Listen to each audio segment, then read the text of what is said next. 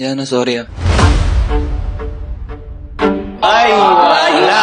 Okay, guys. Okay, score nila is 1 out of 2. Okay.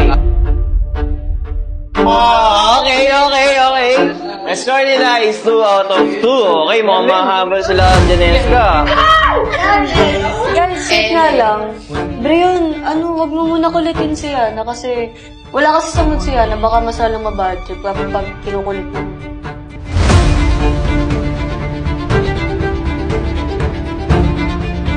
Hello!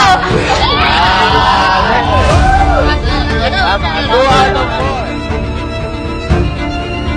Brion, Ay, grabe talaga po. nagalit na kasi yan eh. Kanina ka pa. Hindi mo nakikita, masakit si Yana sa'yo.